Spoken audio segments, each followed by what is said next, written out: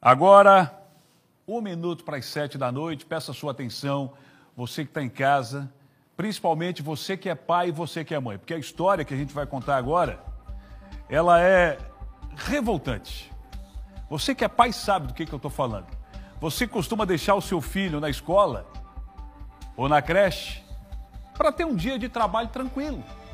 Aí quando a criança chega em casa, você pensa, vamos nos reunir, jantar, trocar experiências numa mesa. E aí você começa a ouvir o relato do seu filho do que aconteceu naquele dia.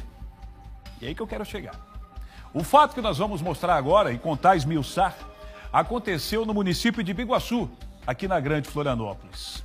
Ontem pela manhã, eu recebi um telefonema de um amigo meu e já está aqui para ajudar a contar essa história de forma brilhante, ela que esteve no local junto com o Dionei Pacheco, Angélica Varaschini.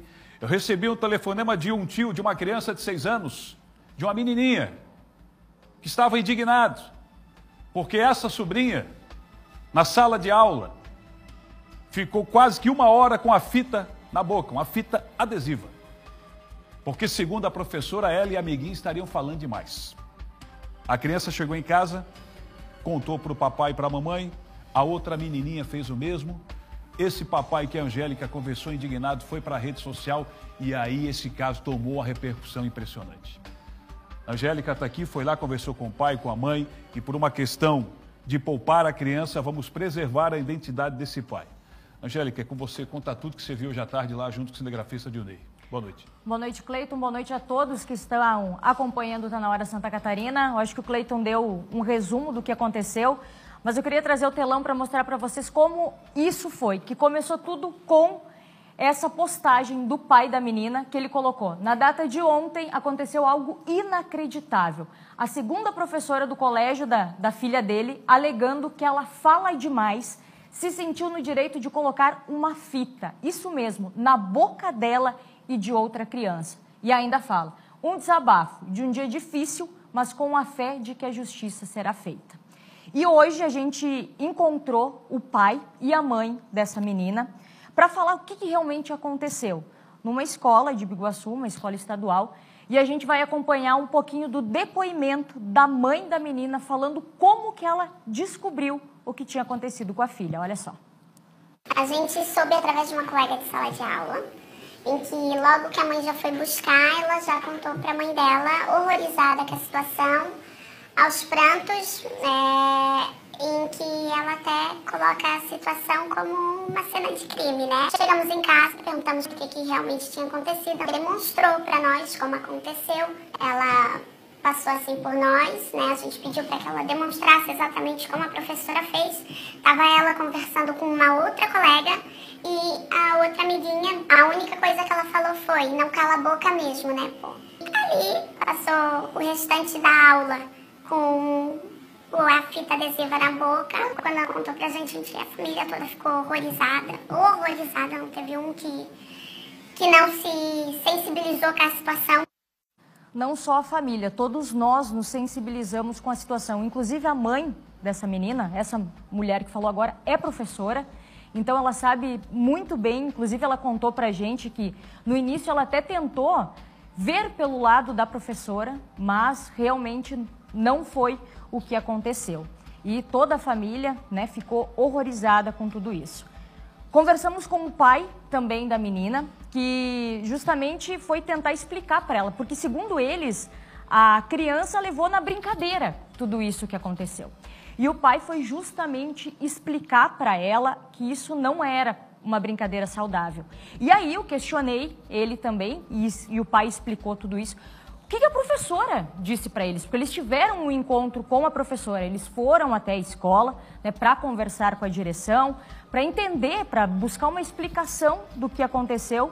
E aí sim a professora deu uma explicação para eles, que vocês vão conferir agora.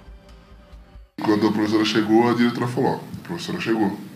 E no mesmo instante ela já pegou a professora, já falou, professora, por gentileza, pode vir aqui para dentro da sala e explicar para mim e para os pais o que aconteceu ontem, sobre o episódio de ontem. E aí a professora falou sobre a brincadeira do silêncio. Ela levou, a gente pode falar entre aspas, na boa, né? Ela, quando eu perguntei para ela Como foi, ela falou que foi legal porque ela ficava pintando uma moto. E os amigos achavam engraçado. Mas eu expliquei pra ela que isso não era legal porque ela reclamou na hora de tirar a fita, que machucou a boca dela, falando hoje. Eu acho que não teve... Ela não vai ter problema, mas eu me preocupo a longo prazo, quando ela crescer, quando ela entender mais ou menos como esse mundo funciona, o que pode acontecer, né, com ela. E nós estamos falando de crianças de 6 anos de idade que acabaram passando por isso. E aí vem a preocupação do pai.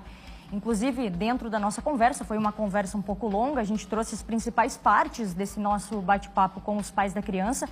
Ele disse até que quando ela está na aula, ela continua na aula, na mesma escola, e que quando ela chegou, ela foi abraçada pelo porteiro, por outros professores.